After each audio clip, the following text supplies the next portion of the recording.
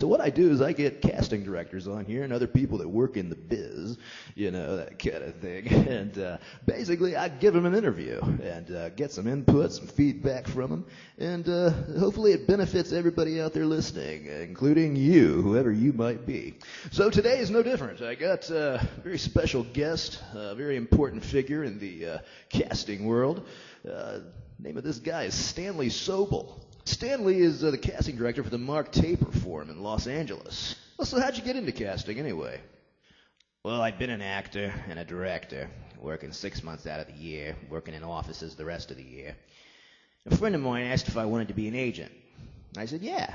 And basically I became a commercial agent. I was working in a relatively prestigious agency, and my boss said, they were looking for a casting director for Search for Tomorrow. It's a soap opera that's no longer on the air. And I went over, I interviewed, and basically, I got the job, So how'd you get from casting a soap opera to casting theater? It's kind of a jump there. How'd that happen exactly? Well, I think it's very important in this business that you maintain friendships, because you never know where the person that's sitting next to you is going to wind up. I had a friend that was casting for the New York Shakespeare Festival, which is the theater that Joseph Papp produces, and she was leaving, and she called me at the soap opera and said, would you like to interview for this job? And I said, sure. And they offered it to me, and I took it. And that's how I started casting for the theater. Well, so how long did you stay at the Shakespeare Festival?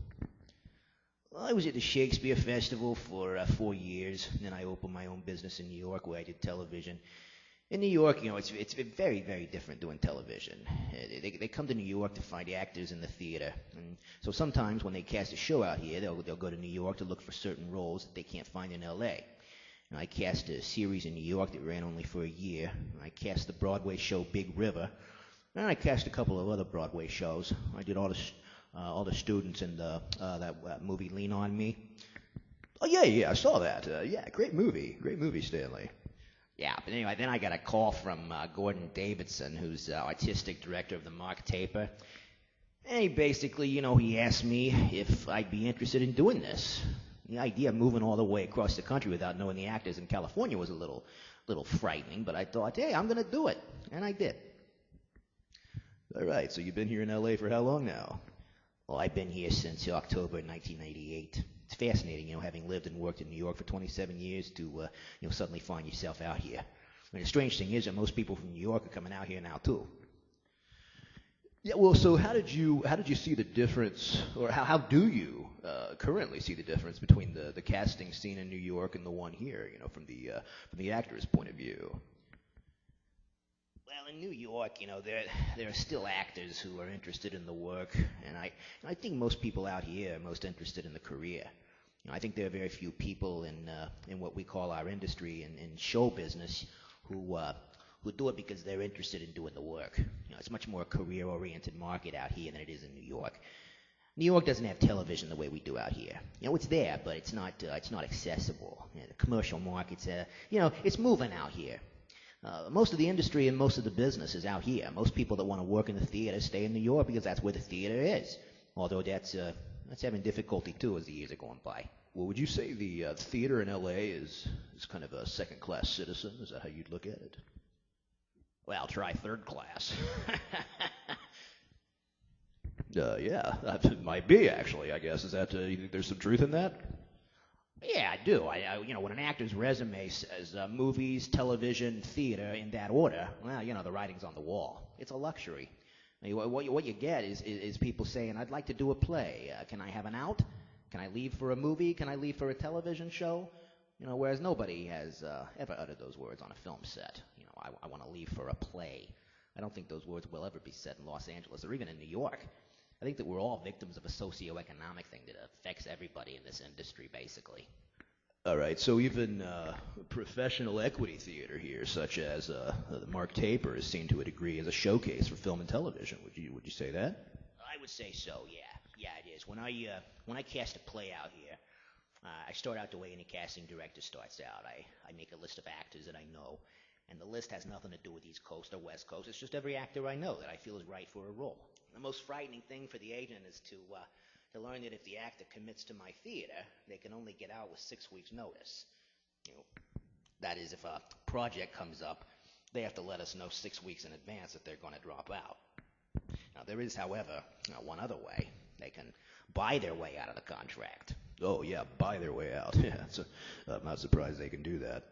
Well, yeah, I mean, that's the way it works. They can buy their way out of it. In other words, they have to pay for X amount of weeks that they do not fulfill their contract. So that's a possibility, too. But I have to fight with agents all the time because they realize that if they give over this talent, the talent's going to be lost to them for X amount of weeks, and they're not going to be sending them out on calls. And that's how agents make their living. Now, what bothers me is established actors not coming back to the theater. People who already have millions and millions of dollars who could come back and give a period of time, not necessarily to my theater, but to any theater. Right, yeah, the way a lawyer or a doctor does pro bono work, right? Yeah. Now, yeah, I think so, yeah, because, it's not about making money. I think theater is one of the few places left where it's essentially about the work. And this is not to denigrate the other media, but I don't think that one gets the same sort of feeling one gets from doing a play, where you're working for, let's say 2.5 hours on performing and doing an arc and creating a character in front of an audience. Okay, well, what makes a good casting director, Stanley? Is a performing background helpful, do you think? Well, I think it is, yeah. For me, it's helpful because I know the anxiety an actor goes through when he comes to perform an audition. I want people to know that there's someone on their side when they come into the room. I spent so many years as a performer that, I understand the isolation that an actor goes through the minute he walks through that door. And I don't know whether every casting director really understands that. No, well, I can answer that for you, Stanley. Not many of them do. Take it from me, I've experienced it. Oh, I'm sure you have, DJ. Yeah. But see, I can relate to actors like you. I understand your frustration. I understand your bitterness. I've been through it. I know. So I do understand. Okay, well, enough about that. What's the best way for a performer whose work you don't know to get your attention? We have 2 Mondays every month where we do 1 day of open calls for non-equity actors and 1 day for equity actors. The non-union people are on a first-come, first-served basis. We put a list up, and we see 3 hours worth of people. The equity actors can call our office, and I believe it's the first Monday in the month, and give their names and sign up or make an appointment. And what we ask them to do is 2 contrasting pieces, basically. It doesn't have to be classical and contemporary. It could be anything, just to show the differences in their talent. So they can do monologues or bring in a scene partner, right? Yeah, monologues. They can bring in a scene partner too. I don't mind that. I've always believed that monologues are a very synthetic situation. The best you can tell from that is whether a person has a quality. Sometimes they choose the wrong material. Sometimes you can see through that. Sometimes you can't. Now, you're in a room. Right? You have to make it. If you're all you actors out there, okay? The audition really is it's a type of performance that you own, okay? I think that's the way that it should be looked at. You're in a room. You have to make it as if it's a performance. You have to walk from the doorway to the center of that room, turn it on, do it, and walk out of the room within 4 minutes. And that's very difficult. That's a technique in itself. Auditioning is a kind of performing and technique in and of itself, and that's why I think classes are very very helpful with that kind of thing. So it's just a total of 4 minutes of material then. Yeah, it's 4 minutes of material. 4 minutes, right? And the reason for that is that I'm the only casting director at the Mark Taper Forum. I cast no less than 7 projects, all going at one time. Now, for me to take even 2 hours out of my day to see actors is really difficult because everything gets backlogged.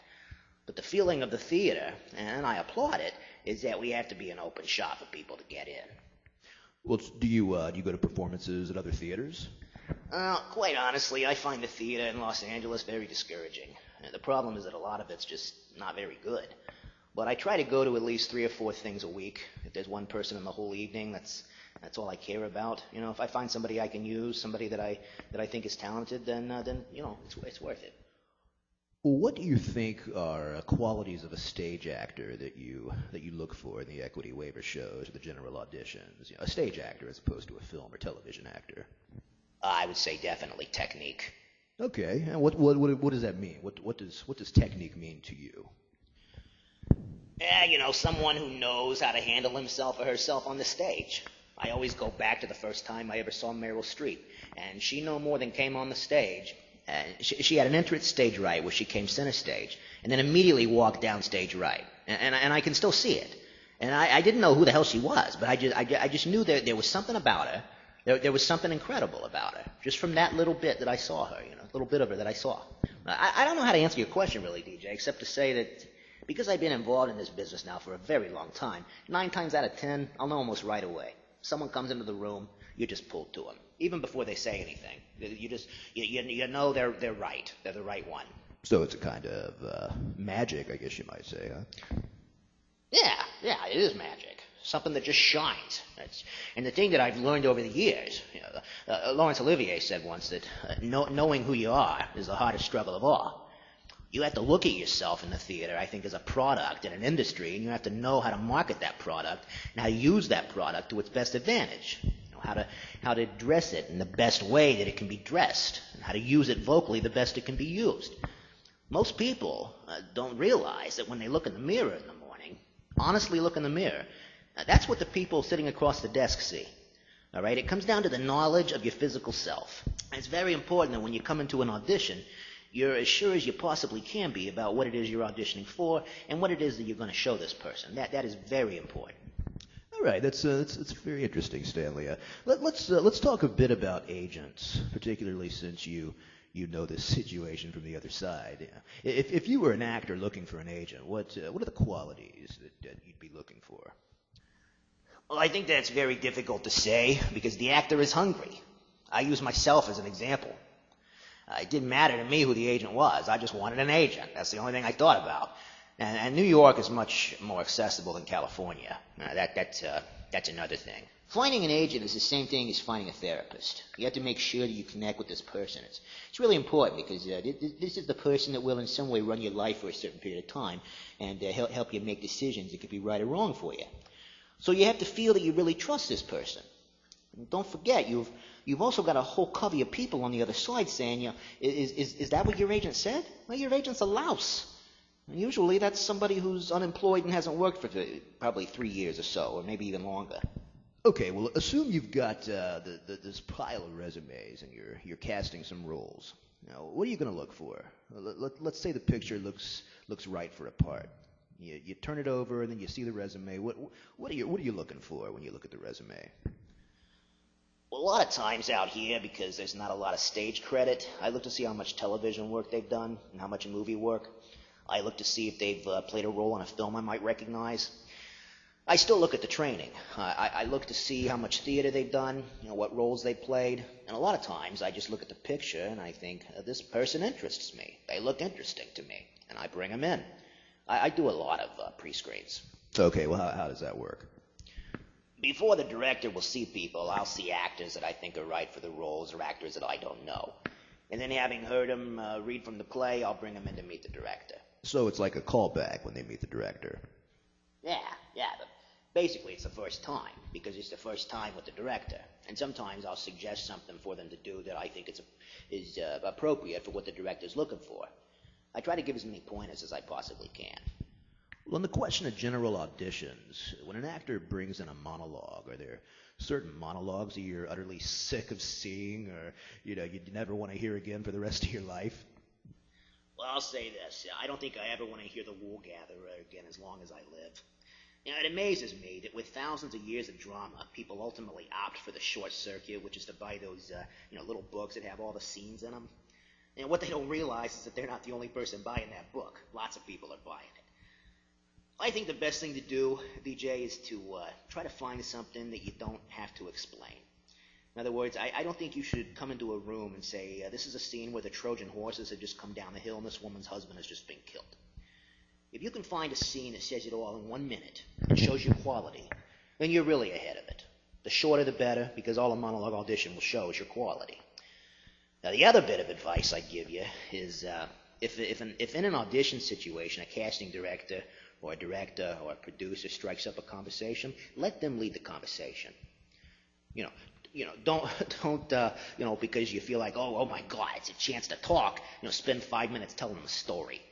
Answer the question, and don't be abrupt, but don't say anything that isn't necessary to the conversation, and don't ask any question that isn't necessary to the audition.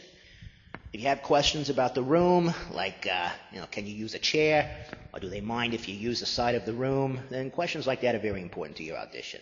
Never go into a situation without asking a question of importance, but make sure it's a question that's essential to the audition. All right, well, we're about out of time, Stanley. Unfortunately, I've really enjoyed this interview. I hope you have too, but we got to wrap it up. Just one more question for you.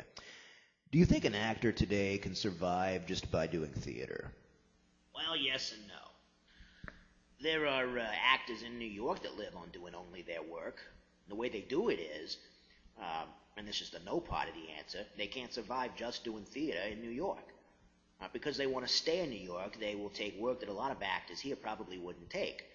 For instance, it can be a stigma out here for an actor to do episodic television. In New York, you can get almost anyone to do episodic television, from someone who's playing a lead in a Broadway show to someone who's just come to New York, because there's no better way to make money in New York than to do television or commercials. So the answer is yes, if you're in a repertory company where you're hired all year round. But it's no if you just want to go from job to job. It's impossible. And it's really impossible in Los Angeles. All right, well, that wraps it up, folks. Stanley, thank you so much for being here. I appreciate it. I thank you for your time. I hope you've enjoyed it. Actually, DJ, it's been good being here. I've heard you a few times. I'm curious about your show. I was glad to be here for you. Well, thanks a lot, Stanley. I hope everybody out there enjoyed this program. All you actors out there, hope you enjoyed it. I hope all of you enjoyed it, whoever you might be, whether you're an actor, a plumber, a lumberjack, I really don't care. Anyway, everybody have a good day. This is your friendly, wacky DJ, DJ McClanahan, signing off. Have a great one, everybody.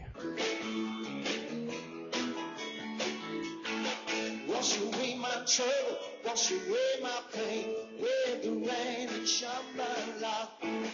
Wash away my sorrow, wash away my shame.